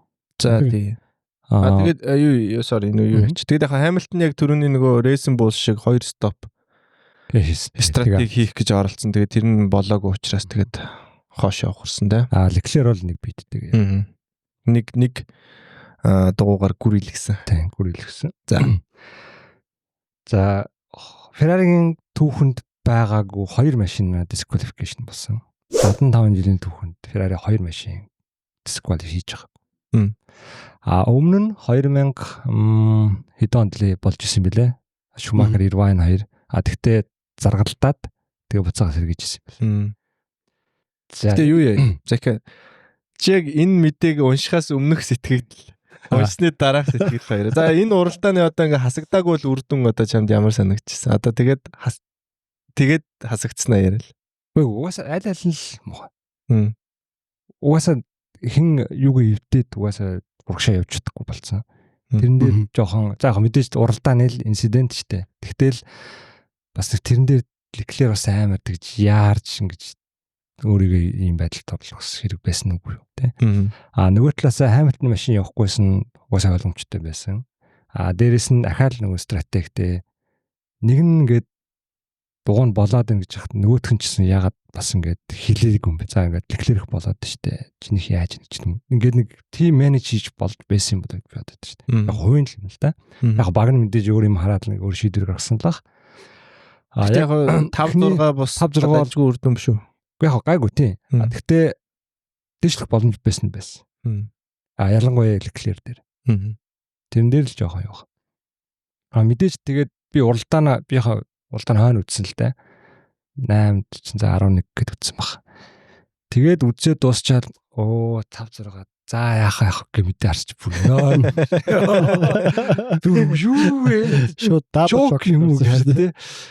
Нэгэ бүр сүлдэнд болцсон үлддэг үзчихээ. Тэгээд 5 6 за яах вэ гэсэн араас нь зүгээр юу дахиад жоохон ингээ нокдаун гэжсэн бүр нокаут тий. Тэгсэн л дээ. За тэгээд нэг дисквайгийн талаар яриа л да тий. Яг жоохон зарим үржигтэй тайлбарлалт хэлчихье. Энэ жилээс яг ер нь бол ингээ машинуудын нэг доод хязгаар жинхэнэ доод хязгаар гэж байгаа. Тэрнээс доош орж болохгүй. Тэр нь талаар энэ жилээс 800 болж өнгөрсөн жилээс 2 кг-аар нэмэгдсэн. Тэгээд яагаад Ferrari-гийн одоо Leclerc-ийг эхлээд яриа. Яагаад хасагдсан бэ гэхээр эхлээд нь машин авчираад үдсэн чинь 800 ч лөө байсан юм лээ. 802 морил тийм жоохон юу те. Тэнгүүд нөгөө наар машин чи юу штэ. Уртл нь байхгүй болсон. Шинийг авчиргээд. Тэгсэн чинь шинийг авчирээсэн чинь 805 ч л болсон гэдэг. Юунээсээ жоохон илүү. Тэнгүүд за окей юм байна гэ. За тэгвэл одоо нэг шаардлагатай 1 литр бензин авъя гэд авсан чинь 799 болсон. Уртлын 2 винг нь харин өөр байсан гэдэг. Тэрийг өөрчилсөн байх. 2 винг нь ингээд 200 г-ын зөрүүтэй байсан. Бас нэг тийм юм гарч ирсэн. Шинээр одоо угаасаа дүрм дээр нэг эвдрэлтэй бол эвдрэлийн нөгөө шинээр сольж байгаа жинлэн гэдэг юм л шүү дээ. Тэгээд шинэ бинг хийгээд жинлсэн дээшээ байсан. Тэгээд бензинийг аваад жинлсэн чинь доош орсон. За яг энэтэй адилхан Gasly бас бензинийг авсан чинь юун доош орсон. Жин доош 800-аас доош ороод ирсэн. Gasly Leclerc хоёр ерөнхийдөө адилхан шалтгаантай. Hamilton- их болохоор одоо машин доороо ингээд замтай хавирдаг. Тэрнээс хамгаалсан ингээд нэг шалны хамгаалт гэх юм уу те. Skid block гэсэн те. Тэр нь яг машины артлын хэсгээр илэгдээд 0.5 мм болсон юм шиг байна. Тэ 9 мм байх хэвээр 8.5 болоод байх хэвээр байсан. Тэгэхээр энэ одоо яагаад ийм юу тогтоосон юм бэ гэхээр машина бас нөгөө эцгийн доош нь болгоод илүү юу авах гээд downforce авах гээд тэнгуут энэний эсрэг одоо багуудад тодорхой хэмжээний одоо юу зааж өгсөн байдаг. Хэмжээ зааж өгөө. Хэмжээ зааж өгөөд тэгээд мэдээж доор шалан ингээд гэмтгээс хамгаалаад тодорхой хэмжээний миллиметрийн нэмэлт хамгаалалт. Тэр нь гэхдээ ингээд одоо мэдээж багууд ингээд тэрийг тооцоолох хэрэгтэй те. За ингээд цохогдоод ингээд ийм илэгдэх юм байна. Тодорхой хэмжээний түүх байгаа. За тэрэн дээр тэгээд яг яагаад ингээгүй юм бэ гэдэг дээр л том асуулт байгаа. Зөвхөн магадгүй юу яасан юм шиг машина хитрхи доошлуудаад хэлсэн юм шиг. Тооцоон дээр яг өөрсдийнхээ алдаа инженери алдаа, цэвэр инженери алдаа баг. За энэ Leclerc-ийн хувьд айгуу сонин зүгээр асуулт байгаа юм л шүү дээ. Яагаад? Тэнгүүт энэ юм байлээ. Бас нэг тайлбар нь яхаа өөрсдөө хэлж байгаа дугуй хэлсэн гэдэг байгаа. Тэгээд энэ болохоор ингээд хинийхтэй Russell-тэй яг адилхан. Russell нь Spa дээр бас дугуй нь хитгэлэгдээд жиндээ ороогүй. Тэнгүүт Spa-гаас Шанхай яг юугаар давуу талтай байсан юм гэхээр зам дээр унсан одоо юу их халддаг учраас дугуй их халддаг учраас зам дээр наалт одоо унтсан байгаа эрзэнийг наагаад авах болчихдээ. Тэрийг аваад хүрээгүй гэдэг нэг тийм байгаа юм байна. Рас ч болохоор тийм байхгүй. Спач шууд гад. Тэр хүүтнээс гадна шууд тойрог хийдгүй шүү дээ. Дуусчаад шууд юу бид рүү ордог. Тэгэхээр дугундаа нааж авах боломж байхгүй шүү. Тэрнээсээ болоод асгцсан гэдэг чинь Раслыг. За тэгээд ер нь бол тэгээд тэр хэмжилт болгон дээр Ferrari-гаас хүн байлцсан. Тэгээд бүх юм одоо дүрмийн дагуу явагдсан. Ferrari өөрсдөө хүлээн зөвшөөрөөд за уучлаарай бидний 100% алдаанаас болоод хоёр машин маань асагдлаа гэж. За тэгээд энэ дээр бас нэг гол юм хэлэхдээ ингээд бид нар давуу байдал олъё гэж ингээгүй. Зүгээр ингээд тооцоолдог. Бид нар суугаа гэсэн. Энд дээр тэгээд нэг юунод олцсон байна. Нэг Race-ийг уншижсэн чинь нодлон жилийн Vasari нэг ярилцсан байсан юм байна. Бид нар одоо ингээд аваргын төлөө өрсөлдөхийн төлөө бид нар on the edge одоо attack хийх хэрэгтэй гэдэг.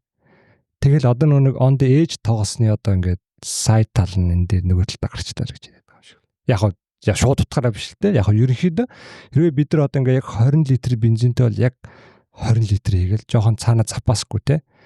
А юу гэдэг энэ дуугаа яг 20 лап гэвэл магадгүй бид нар яг 20 тултал нь явж байгаад тэр нөө дугуй нь хагарах ч юм уу.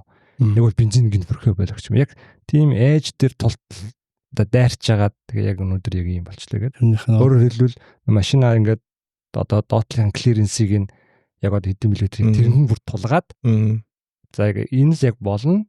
Энэс дэшээ олчвол бид нар жоохон алдна. Яг ингээд доошоо явчвал яг алдах бах. Тэгтээ яг энэ дээр бол ер нь л хязгаар нь байна гэдэг. Яг хязгаар дээрээ тоглож байгаа л өөрөөсөө төлөөсөө төлчтэй би нэг тийм ярьсан байсан. Би бол ерөөсөө тоглоочгүй байх гэж боддог шүү дээ. Нөгөө спринтээс болохоор практис байгаас юм байл шүү дээ. Тэгээд Ferrari нөгөө FP1 дээр энэ full race simulation хийгээгүй хэдэн багийн нэг юм байл л дээ. Яг жинхэнэ үнэх бензинтэй уралдвал одоо дугуунд юу хөө гэдэг тэр дата одоо бүх Grand Prix хийдэг. Тэгээд баг цагаас болоод заримыг нь алах шаардлагатай болсон. Тэгээд full race simulation Ferrari хийгээгүй. Бусдыг хийсэн гэдэг тийм. Тэгээд тэр дата баг байсан учраас одоо тэр тохиргоон дээр тоогоолцсон. Тэгээ өнгөрсөн жил нэг Америкийн US Grand Prix дээр бас Mercedes ч нөгөө Hamilton-ы skid block бас их хийлэгдсэн гэдгээр хавцсан. Тэр чинь бас давхар спринттэй юу байсан бэ? Grand Prix юм лээ. Тэгээд тэр дата багууд бага учраас тохиргоогоо зөрүүлэх тийм алдаа гаргаж. Тэгээд Ferrari ганцхан ээж дээр гэдэгтэй санал нийлэх гэдэг чинь бусад багууд зүгээр. Тэн дээр бас нэг хэлсэн байна. Оролдоод байгаа. Яг бас бусад багууд тэгвэл яагаад ингэ зүгээр байна. Тэгэхээр ч өөртөө Leclerc-ийн бас дугуун дээр байгаа хгүй. Тэгвэл хин энтер бас адилхан л нэг л биттэй. Биттэй яагаад зүгээр байгаа юм гээл. Тэгвэл бас яг Verstappen хэлсэн байлээ. Одоо бензинээ химэн гэдэг одоо сүүлийн 2 дахь тойрог дээр Coast-нд юу гэдэг лээ. Одоо огцом хаацлахгүй шүү. Хайсаар яв гэдэг багийн мессежүүд байгаа юм байна. Тэгээд яг тэрэн дээр багууд хүрхгүйгээ тооцоод одоо наан арга хэмжээ авч ирсэн тентэгтэй Ferrari тийм арга хэмжээ авах. Ер нь бол сүүл рүү мэдсэн л ах л та тэгэл дунд нь баг зэргийн тооцоолцсон. За яг тэгээд ахаад 2 дахь Grand Prix дараалаад Ferrari Fast PTs. За юм болгоноос өдөр юм харна шүү. Тэгээд 25 он авсан ч гэж. Фэнтези дээр. Хасах 23 гэж орж ирсэн шүү дээ. 15 дахь тойрог дээр Leclerc 205 секундэд дугуйсан байна. Шорт байна тийм. 205 болчихч. Бас нэг за нэг сүүлийн мэдээлэл авдаг байл шүү дээ. Сая ингээд одоо уртлын 3 хасагтаад Sainz шууд 10 оноо авч байгаа юм лээ. Тийм тэнгуут нэг одоо яг толгой 3 баг гэдэг. Одоо энэ 3 дурдсан шүү дээ. McLaren, Ferrari, Williams энэ 3 дурдаад оноо авсан 2 том болж байгаа. Тэр түүхт 3 баг. Тийм түүхт 3 баг. Тийм гурууланд нэг дор ажны оноо авсан 2 дахь нисгэж болж байгаа юм лээ. За энэ уралдааны нэг бас нэг харамсалтай ч гэж таашаа. Alpine ахаал одоо ганцаархнаа оноо авах байгаа баг. Одоо нотлон чинь хэд хүртлээ? Бразил хүртэл оноотэйсэн оноо авсан байна тий. 8-8 яваач тий. Sauber Williams 2-ын дээр л яваач тий. За одоо тэгээд тэр тренд хүрэлж ах шиг байна.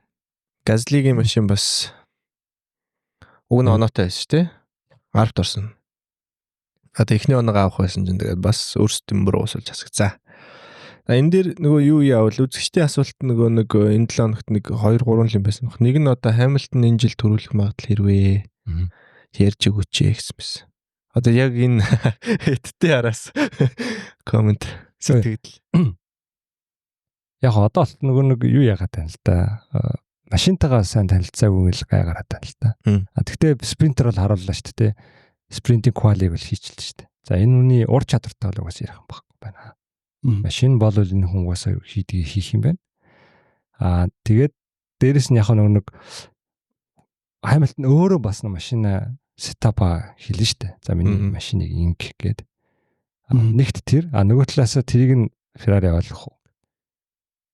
Тийм л нэ. Тэгэхээр яг одоо л жоохон хэцүү. Би угаасаа хэлчихлээ бас хэцүү юм. Энэ жил авраг авах бол хэцүү баха. Хэдэн хувь бэ? За би бол 50-50 гэж хэлж байна. яг 50 гэж хэлж байгаа ч тийм. Үгүй арай тэгж юмчихгүй. Нэгт одоо бус багуудыг харъя л та тий. Чин бүх юм одоо өөрснөө шилжүүлэхгүй шүү дээ. Сайжрлаа 0-100-ны 200 хурдан болголоо. Тэнгүү цаана нөгөө баг нь 0-300 ичүүлдэг. Ташарчна ч юм. Чи хэлж байгаа тооночийг намайг хуураад 0-100 хэдэн вэ гэж хэлж байгаа. Цаг ярьжсэн. Тэгээ хэдэн вэ хэлэх юм бэ? Шууд нэг тоо. За бараг 20 морь 30%. Амчана. Чи нэр 90-50 биш 90-50 10 дээр юу гэлээ? Хамилтныг 10 дээр нь тавилгүй үлээ. Би нөгөө Ferrari авраг авахгүй гэдэг. Гана хэдэн шанстай гэж бодож байна Хамилтон авраг болох. Тэгээ уусаа би чи юун дээр чинь 90-50 10 дээр чинь 50 дээр нь тавьдсан шүү дээ. Хамилтон авраг. Тий, Хамилтон авраг бол 50 дээр тавьдсан. Яагаад гэвэл би зүгээр Хамилтыг би ингэж боддог байхгүй юу? Эсгчийн үед амар хийпер байна. Үнэхээр хий багтаа тий. Одоо тийм буруу үйлдэл тийм юу гин тийм камиказе үйлдэл баг хийдгүү. Макс ч алдаа баг гаргадаг. Тийм, Макс ч бол заримдаа жоохон тэнэг үйлдэл хийдэж штэ. Огцом үл цуг өгөх гэлөө. Тий. Тим үйлдэлөөсөө хийдгүү зөвхөн жолоодлоготой анхаардаг. Тэгээд үнэхээр хий багтаа төс жолоодлого хийж чаддаг болохоор машин одоо Макларен шиг биш юм аа гэхэд арай жоохон гайгүй маш өртөнд ядлаа бол шанс бол байгаа зэттэг. Тэгээ 50 гэдэг тооч одоо буураагүй юу? Буураагүй. Тий. Яг л одоо үнэхээр Ferrari яаж сайжрахыг мэдэхгүй. Бус баг нь яаж явахыг мэдэхгүй. Одоогийн байдлаар бол 50 байгаа л да. Тэгтэл би 50 болчих واخ гэж. Тэр хувьд бол очих гэж бодож байна. За миний хувьд бол боломж маш том 0-ийн тоо. Жилээ та. Би бол Хамилт огт итгэхгүй байгаа. Тэгээд ядаж ихлээр Леклерийг ялж иж аврах болохоо ярих бах. Тэгээд Леклерийг хоо инжил. Гэж бодож байна. Би бол хувь дээр гэдэг шүү дээ. За энэ жил бол Ferrari угаасаа driver championship үзэхгүй. Constructor дээр л үзээтэй. Хоёлаа яаж жоо. Хоёлаа одоо ингээд сайн харлаач 5-6 магадгүй дараа нь 4-3 гэл ингээл ер нь аль болох ингээл хамтдаа л ингээл оноо түгэл хэрэгтэй. Яа энэ шиг юм холбож тэнэг DNF хийхгүй л байх. Багаас нь стратегиэр алахгүй хотголохгүй байх хэрэгтэй байна. Тэнгүүт ингээд одоо би дөрөвстэй Ландо Норрисын хооронд алдсан оноо алдсан энэ ч DNF бол. Магадгүй зарим нэг төрүүгийн Макс авчна. Red Bull Макс аваад эн чин Red Bull-д ашигтай биш. Макларен л хортой байхгүй. Угаасаа Red Bull угаасаа 2 тонсч байхгүй учраас 80 Max одоо төрүүлээд угаасаа 2 нисэж чадахгүй шүү дээ. Тийм учраас би бол яг тэгж бодож байна. Энэ хоёр маань аюу гой тогтмол оноо аавна. За магадгүй заримдаа подиумтай подиум. Тэгтээ дандаа л оноо авах хэрэгтэй. Тэр хооронд Макларен хооронд өрсөлдөж оноо алтна. Дундуур нь Max орж ирж хутгалж нэг оноо түрүү аавна. Оноог нь хасч өгнө тий. Тэнгүүд магадгүй бас эндээс хажуудаас нь Russell ч юм уу бас нэг ур тайван ороод. Тэгээ юм бол болонтой улирал уртаа тэгэхэд л яг хон байж ах. Тийм байж хэвээр тий. Сүүлийн 3 рейс гэхэд яг нэг хитх онооны зөрүүтэл ингээл яг л хүлээгээл алдааг нь хүлээгэл байж. Тэгэхэд бол би бол харин ч өстой Хамилтон алдаа гарахгүй ганаг хэлдгээр сайхан уйлалтай байж байгаа. Тэнгүүд нөгөө нэг Ландоч бас прешер доор ингээл. Ядаргаад захаад бахад ирчихсэн. За ийм болно гэдэг. Вангад. Яа одоо ингээ Ferrari-гийн одоо фэн яхаа одоо юм. Ургуул зайгуугаа сайжирдаг. Зүгээр ингээ сайхан юм бодож. Тэгээд танаа зарим тифоси чинь за ингээд дараа жил болцоо гэдэг шүү дээ.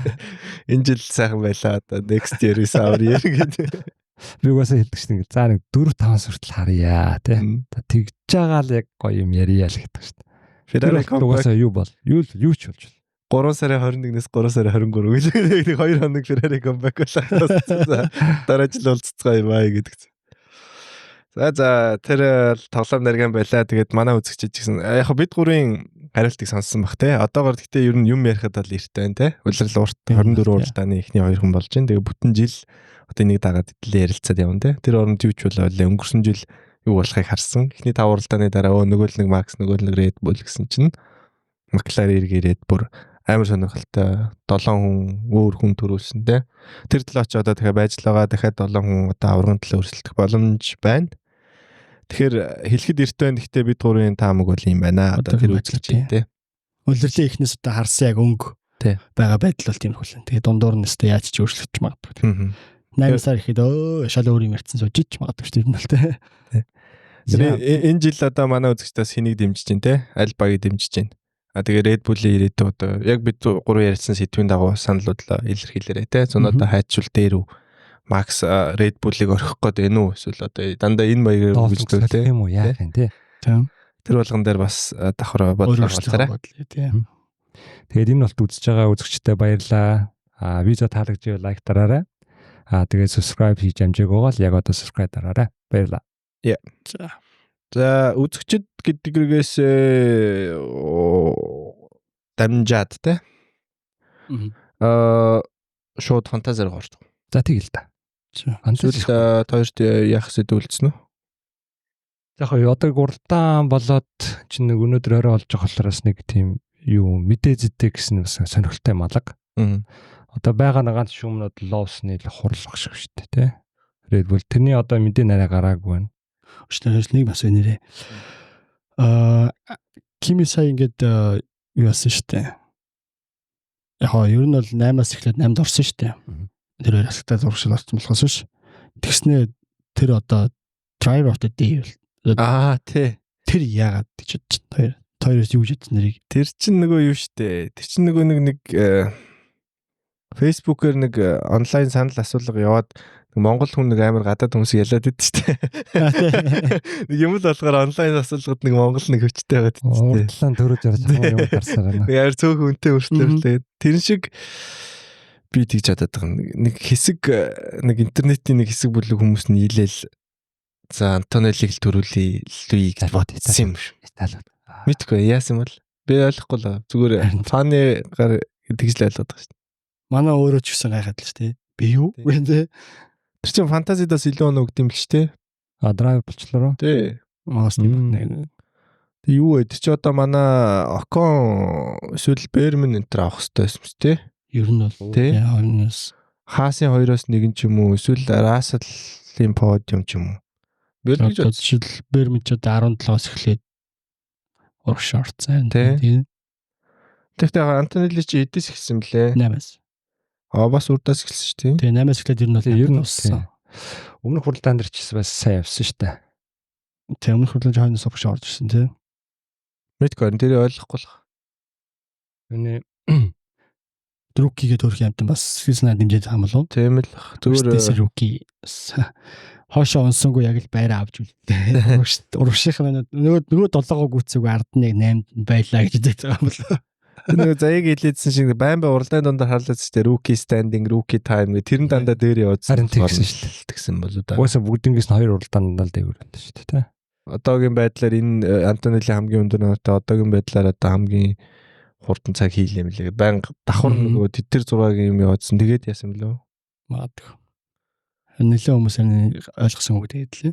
Харин эсвэл нөгөө Австрал дээр сайн байсан тэгээд аваагүй болохоор одоо хөрхөнд цаг нь болсон гэдэг Монголын нэг чинь. Тэгээд бас хөлж өгөө дөө. За. Тэгтээ бас ажилт байсан. За тэнгуүтлээ энэ манай фантази юу? Фантази 25 үнэтэй болсон шнэ үү? 27 болсон. Буцаад 26 нэг хүн гараа авчихсан. Ороо тэр айчих юм байхгүй. Зүгээр. Хамгийн доор байж бодно шүү дээ. Хасганатай ч хүмүүс байна. Тийм хацгээтэй. За фантази тэгээд өнгөрсөн дугаар дээр ч 3 тань ингээд томроодсон чинь хүмүүс орж ирээд гисэн 6-аар болсон. Тэгээд энэ 7 нэг хүмүүсийн оноо гэхдээ бас амар явсан байл шүү. За эхний 10 байр Төвшинбаатар Comeback After House 493 оноотой. Каас team Ирмэн Гамбаяр 471, Skybox F1 team 368 оноотой эхний 3 байрт явж байгаа юм байна. За эхний 3 л ярьчих. Манай оролцож байгаа хүмүүс угаасаа өөртөө давхар хараад явж байгаа байлгүй. Тэгэд энэ 400 оноо гэдэг нь 2 уралдааны дараах оноо байгаа тийм. Тэгээ энэ 7 хоногт хамгийн их оноо зөвхөн Хятадаас хамгийн их оноо авсан нь болохоор Skybox F1 team гэдэг баг байгаа юм байна. Гэхдээ энэ баг нэг чип ашигласан. Extra DRS гэдэг 3 Sainz-ийг 3 оржуулсан. Тэгээ 278 оноо зөвхөн энэ 7 хоногоос авсан байна. Нэг honorable mention гэдэг нь Pre-Rook Motorsport гэдэг одоо 4-т явж байгаа баг маань 271 оноо авсан. Гэхдээ чип ашиглаагүй бол. Тийм шүү дээ. Тий. McLaren дээр 101 оноо. Norris дээр double-тад 82 оноо. Тэгээ Racing Point 42 оноо. Berman 20. Хажаар 11. Тэгээ Bortoleto 7, Sainz 8 гэсэн. Тэр нь бол давгүй сонголт. Энэ дээр юу ашигласан бол солиорлох гэсэн биш үү? Triple point McLaren дээр авсан бол зүгээр. Шууд банк л. Соус хүнтэй шээ. Тэгээд би нэг юм юу оролцсон. Энийг харин ярих уу яах вэ? Unlucky Team of the Week гэд. Хамгийн азгүй баг гэд. Тэр нь одоо нөгөө RP Racing гэд баг байна. Тэгээ энэ хүн болохоор чип ашигласан. Гэхдээ яг сайн авсан. За би хэлчихье. RP манай ажлын залууга Унгар залуу. Тэгээд бас ойлгохгүй чсэн миний подкастыг, дөрөв подкастыг үзээд тэгээд манай лигт орё гэд тэгээ ороод ирсэн байгаа. Тэгээд энийг сонгохын өмнөдөр яг ингээд ажиллаж ирсэн. Би энэ удаа ингээд лимитлээ сонгож байгаа. Тэгээд энэ нэг сонгож байгаа за гэд. Гэхдээ уул нь сонголтууд нь айгуу яг урдааны юу зүв байсан. Даач нэг ийм урдааны өмнө бол яг зүв байсан юм дээ. Тэгсэн шүү. Тэгээд limitless гээд одоо ямар ч мөнгөний баажтгүй тэгээд трансфер хязгааргүй одоо мөрөөдлийн багаа гаргаад оноог тултал нь хийх одоо спринт дээр ашиглах зүгээргээ ирээцтэй. Тэгээд яг спринттэй учраас оруулж ирсэн. Тэгээ багийн сонголт нь Norris, Piastri, Verstappen, Leclerc, Hamilton, McLaren, Ferrari гэд баг басгасан. Тий. Хоёр баг тэгээ Max гэсэн. Тэгээд Lan гээ ороод ирсэн чинь яг үнэндээ Leclerc, Hamilton, Ferrari-гоор нь хасах оноотой. Ингээ хасах юм чинь 36 он авцсан тий. Тий. Тэгээд яг 222 оноо тоо явж байгаа. Гэхдээ энэс илүү бас одоо ингээд багийн тал нь ингээд хасгаар орцсон тий. Уул нь болоо. Тий, уул нь. Тэгээд тиймэрхүү сонинтай л байгаа юм байна да. Тэгээд шинээр ярил л да тий. За. Би бол бас жоохон юу ухаж байгаа. Ёроол хүсэгтээ ёроол авцсан. 26 биш ээ. Хэдэд байлаа? Би ч бүр доош орсон. Тав гэж хараагүй би. 21 оноотой. 21 дугаар байранд 21 оноотой. Тэг явж байгаа. За. Ганаа 10-тайсан. Би 9-тайсан. Тий. Би шахт ингээ 2 удаа ингээд Gasly, Leclerc, Sainz өмнөх юм дээр ингээд толголцсон л та. Тий. Багаас гарцсан. Мөнгө олонс олж байна. Тий, би Aston Martin сонгосон байсан. Тий, би бас ингээд оноогүй хасахтай. Гэхдээ хасахгүй Aston Martin сажирна. Үлэлийн дүү сажирах гэж боддог. Би бол 6-ад явж байгаа. Тэгээд би Ferrari-г нэг 2 багийнхаа нэгээр сонгоцсон. Тэгвэл эхлэхэд McLaren Williams гэж баажтлаг бас өрөөдсөн шүү дээ. Тэгээд би Williams-д итгэхгүй байгаад тэр нь багаас л ахиухан оноо авч болтыг юм шиг байна гэж бодоод тэгээ 2 сайн баг тэгээ муухан жолооч төр бага бүрдүүлэе гэж бодоод тэгээд Mercedes Ferrari-г айгу итгэсэн байхгүй юу. Ferrari угаасаа McLaren-ы ард байгаа Mercedes Ferrari-г ард байгаа 2 3 номерыг авчлаа гэсэн чи Ferrari дөрөж чаналаа. Тэгээ жоохон оноогоор жоохон хоош жоохон тасраалах шиг. Тэгээ би за Ferrari ч фейлд чин да заяа битэр ч фейлд чин тэгээ заяагийн баг орос чи Ferrari сонгоогүй. Тэгээ яа. Юу шокнд төрсөн шүү дээ. Тийм болж байгаа шүү. Би үзэгчтэй нэг хэлэхэд юу байгаа. Яг ингээд фэнтези руу ороод лиг харах юм бол одоо энэ Формула 1-ийн одоо хөтлөгчнөр байгаа. Тийм үү. Одоо Jolyon Palmer хин билээ? Laura Winter лөө. Тийм Winter тийм. Тэгээд Lawrence Barrett энэ эдрийн хийсэн бас нэг юу байгаа. Лиг байгаа. Яг зөвхөн энэ 6 хоорондоо. Тэгээ эдгэр чим одоо бидрийг одоо илүү нөө inside informationтэй. Тэгээ яг эдрийг хараад бас за ямар баг сонгосон байна. Үнэ энэ удаа одоо чип ашиглах гэж байна уугүй юу те. Тэрийг бас хараад бас жоохон будаа идэж болно шүү. Амар том мэдээлэл шүү. Яг энэ дундаас нэрээ тэр Лаура Винтер алж байгаа. 316 оноотой эхний байранд байгаа. Өнгөрсөн жил бас төрөөсөн юм шиг байл шүү дээ. Эмэгтэй хүний бас юу амар юм л та. Инстинкт. Нөгөөдөл нь айгу юу галсан. Чи бүр амар try hard. Амар хичээдэг. Нөгөөдөл нь бол зүгээр ингээд сонгоцгоо тий. Тэгсэн тэр нь заавал ялах гэдэг. Тэгээ чи ялчаад бас амар муухай ааштай. Нөгөөдөлгээ байнга. Би ингээд шинэ үртлээ та нарыг ингэчлээ гэдэг амар тэгдэг хэлсэн. Тоглоом ийц. За. За тэгээ фантазид нэгдсэн хүмүүстэй баярлаа. Тэгээ дахиад нэгдээрээ. Тэгээд яг ингээд нэг уралдаанд ингээ 200 300 тэгээ бүр world одоо хамгийн их оноотой 670 оноо тавьж байгаа юм байна. Тэр нэг уралдаанаас дээр 300 оноо. Тэр Sky гэдэг залуу triple тавьсан бол ингээ 700 баг тий. Тэгэхээр яг ингээд яг гоё эзэн тааруул гоё оноо авах боломж байна. Тэгээ бид нэр одоо 200 оноотой л одоо 100 оноотой зөндөө хүмүүс байгаа. Учраас одоо нэгдсэн ч гэсэн хажигдаг боломж гүйцэд ирэх боломж бас зөндөө байгаа. Тэгээд нөгөө fantasy хажуугаар бас prediction гэдэг нэг юм байгаа. Тоглоом. Тийшээ бас хүсвэл ороод ирээрээ. Линк нь манай юун дээр байгаа. Comment хэсэгт, description хэсэгтэр байгаа. Бас энэ уралдаанд хиндрүүлэх үү, яах уу? Quality-ийн асуулттай тий бүх асуулт. Нэг 10 асуулттай. Асуултаас сайн анзаарахгүй болохгүй л шүү. Би буруу ойлгоод буруу ошоо буруу хариулцлаа. Тэгээ одоо манай predict league-т 6 хүн байгаа. Бид гураас гадна тэгээ тэнгэр төгөлдрөл гэж баг те. Тэгээд 600,001 гуравтаас баярлаа. Тэгээд цаашдаа үргэлжлүүлцгээе. Энэ дээр бас оноо аваад одоо урд тулгаа нэгт Гана 2-т би 3-т юм байна. Би China-ст амар зөрсөн мэл шүү дээ. Тийм байна. Би лав 8 10-аас 8 биш 10-аас 2 дээр нь л орог байна. Тийм мэдсээ баан биш л.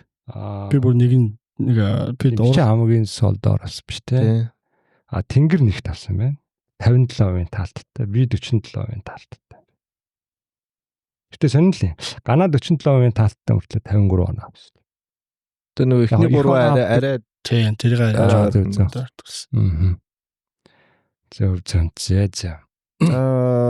нэг тэгвэл юм хөө. Одоо ч нүлээ 1-7 хоног амраад тий 2 хоногийн дараа 3 дараалсан баг тий.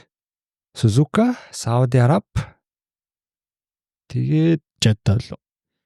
Үлээ Virgin upcoming. Тэг эхлэр нь Бахрейн тэгэж Жадда Сауди Араб. Зя. За тэгээд дараа 7 хоногт хийхдээ нөгөө өмнө дараагийн уралдааны превью юу тий. Яг нөгөө яг тэр 7 хоногт нь байгаа учраас тий. Тэгээд бас ингээд энэ 7 хоногтоос нөгөө мэдээнүүд гарч ирж магадгүй. Багуудын тактик юу байсан ингээл алдаа оноогоо ярьсан юм гарах тэрэн дээр уншиж байгаа болсон. Тий. За үзэгчдийн нэг 2 асуулт байна. За нэг нь түрүүн би нөгөө нэг Хамилтон авраг болж чадах уу гэдэг хүнийхийг дутуу бас уншиж. Дараа жилийн regulation багуудад хэрхэн нөлөөлөх вэ гэдэг асуулт. Тэр нэг 11 болж байгаа. Тий. Энд дээр нэг ганц нэг том яригадаад байгаа нь одоо юу болоод байгаа шүү дээ. Нөгөө нэг V10 мотор л боц шилжиж гэдэг маргаан гардаг. Энэ дээр болохоор юу яагаад байгаа юм бэ? Нэгэнт л одоо дахин ашиглаж болдог biotop-ly одоо нэг өвснөөс гаргаад байгаа бензин рүү орж байгаа юм чинь заавал цахилгаан мотор хэрэггүй. Тийм чинь одоо V10 буцаад мотор руу очиё гэд. Тэнгүүт энэний эсрэг багууд байгаа. Би нэрийг матчих. Аудил эсрэг байсан. Яагаад л шинээр орж ирээд хамаг юм ингээд яг одоо эколог одоо юу гэдэг юм цахилгаан юунд те их чинэрийг хайлтыг болчихсон чинь дээрэс нь Audi-гийн бас гол нэг шалтгаан болохоор энэ дээр гаргаж авсан технологи нь эргээгээд одоо Audi-гийн зүгээр иргэдийн машин ундаг юунд нэвтрүүлэх одоо гол зорилго нь тэрэнд л байгаа юм байна л те. Энд чи одоо 40 хэдэн сая доллар зарцуулаад тэрийг эргээгээд юмд ашиглах те. Тэгмүүд ийм юмыг байхгүй эргээ болох гэдэг болохоор Audi жоохон дург байгаа юм шиг лээ.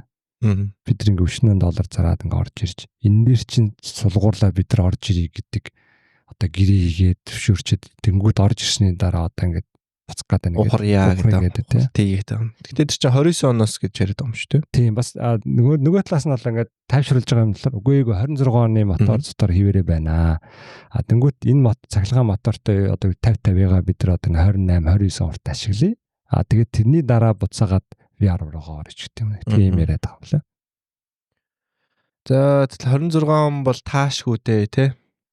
Одоо ингээд нөгөө budget capтай болцсон. Өмнө нь бол одоо шинэ regulation орж ирэх том багуу томороо байх магадлал айгу өндөртэй байдаг шүү дээ. Одоо Ferrari, Mercedes бол хурдан л байх нь гарцаагүй байдаг. Одоо тэгэл яг тэр regulation-ыг магадгүй тэгэл том багууд байна. Харин хойноос хин их том өсрэлт хийж чадахгүй. Одоо Aston Martin айгу их мөнгө зарсан, шинэ хүмүүс авсан, new ятсан гэдгээр яг уу гэдгээс хамаарах байх та тий. Тэгээд Williams одоо сая Science-ыг бол ерөнхийдөө тэрэн дээр нь одоо найрж авсан гэдэг байна шүү дээ. Science өөрөө хэлэхдээ яг Williams-ийг заахаа мэдээж ингээл зүгээр юу бах л та. Гэхдээ яг ирээдүй харах юм бол Williams ирээдүйтэй харагдсан учраас сонгосон байна. Яга заавар биш те. Өсөх замдаа явж байна гэж. Одоо ингээд project-а мэдээж ингээд танилцуулж байгаа манайхаа одоо 16 оны одоо ийм хийц одоо энэ стендинг үзүүлэлтүүд нь ийм байна гэл. Бадуу тэр юмыг харуулсан л ах тэр хүнд. Тэгсэн баг. Мэдээж амаараа зүгээр бурахгүйгээр ингээд хийсэн юм ажлууд харуулад тэгээд тэрэн дээр нь хүнд үнэлт хийгээд яасан баг л та. Мэдээж бас юу яасан шүү дээ. Альпин бас сүүлийн моментод Science явах гэж утсан мөлий. Тэр нөө Drive Survivor гараад тэгсэн. Тэ. Яг нэг ваус хүлээгээл чи ирдэггүй тэгээд ирээгүй юм бэл чи тэр уулзалтан дээр. За. Тэг ингээд сураг сонсон чинь Браторет энэ чи ах залгацсан. Ах нааш ахтагаа гэдэг уулзаад. Би ахын өсөөнө авдаг гэдэг гэж байна тий. Би авс хэлсэн бол шууд аавна. Тэгээд гол нь сүүлийн момент үсэрж орж ирсэн юм байна. Тэг яг зүгээр энэ дээрс хэлж байгаа санаа нь бас ингээд багууд бол ализийн юмд орцсон байгаа. Тэгээд энэ донд бас ингээд Science-ийн жишээн дээр хэлэхэд ингээд багуудын ялгаанууд бас байгаа харагдсан баг тэр үнд. Тийм болохоор ингээд нэг нь илүү 50 сонгоод. Тэрийг бол одоо эхлэхээс нааш бид одоо хэлж мэдэхгүй л тий. Гана. Дээр нэмээд одоо өмнө нь болохоор одоо Red Bull-ыг харж байгаа шүү дээ. Тэгс Red Bull-ийн одоо мотор нь ажил Ford болгож байгаа. Тэгснэ Ford-ийн одоо моторын хөгжүүлэлт нь айгүй хойно явж байгаа, дутуу явж байгаа. Ерөөс юунч болохгүй байгаа гэсэн. Уралдаж чадахгүй зам дээр нь левдэрэх магадлал ихтэй. Тэгэхээр чинь тийм болоод одоо Red Bull хаашаа унагч магадлалтай.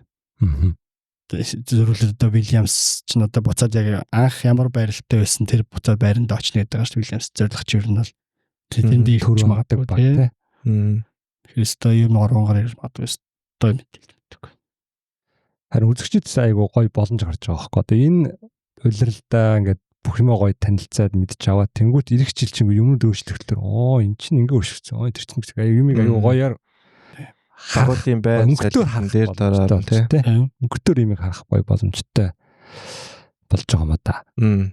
Би бол аль нь сайн байхыг бол хэлж мэдэхгүй байна. Гэхдээ нэг баг бас сайн эхлээл давмгаалаад нэг 2-3 жил бас давмгаалах бах. Бол гэдэг тамхтай да. Нэг буудаад онцсон тий. Тэг яг нэг hybrid era чинь дандаа ингээл Mercedes-ийг оноол давмгаалал. Тэрний өмнө ч гэсэн Red Bull давмгаалал. Mercedes осноо Red Bull болол яг тэр тэрэнд үргэлжлэх бах гэж бодож байна. Тэр нэг хин онохоо. Харин аль нь байх вэ? Бараг л магадгүй McLaren юм уу байх бах таа л гэж. McLaren ч одоо нэг хамаг юунаас цуглуулж байгаа шүү дээ. Сайн инженерүүдийг. Тэгээ яг миний бодлоор одоо энэ жил ингээд McLaren амархан байвал одоо арай эрт дараа жилийн машинд арай их цаг зарцуулах боломж гарч магадгүй те. Red Bull ч нэг бас нэг тиймэрхүү яриа явуулсан шүү дээ. Хэдэн ондлээ бас ингээд давмгаа байснараа одоо арай эрт. Одоо энэ жилийнхээ хаяа дараа жил гэдэг эхлүүлээ те. Тэгээ нэг 2-3 жилийн дамгаал нь бас тэр эрт гисэнтэй. Холбоотой те. Тийм байж магадгүй л гэж тааж энэ. Өөрчдөө таамаглах. Зүгээр яхаа одоо хүлээж байгаа яг гоё юм хүлээж байгаа баг хүлээг Aston Martin л гоос те. Ер нь л за ингээд энэ дугаараа үүгээр өндөрлөе. Энэ болтол бидэнтэй хамт байсан үзэгч та бүхэндээ баярлалаа. Тэгээд видео таалагдсан бол лайк дараарай, subscribe хийгээрэй. Бидэнд комент харангуй хайрлаарай. Асуултаар бүгдээрээ бидний харин ч урамтайа ингээд хариулаад авах болно. Fantasy Zone нэг дээрээ prediction дээр бас нэг дээрээ. За ингээд дараагийн дугаар хүртэл түр баяртай. Түр баяртай.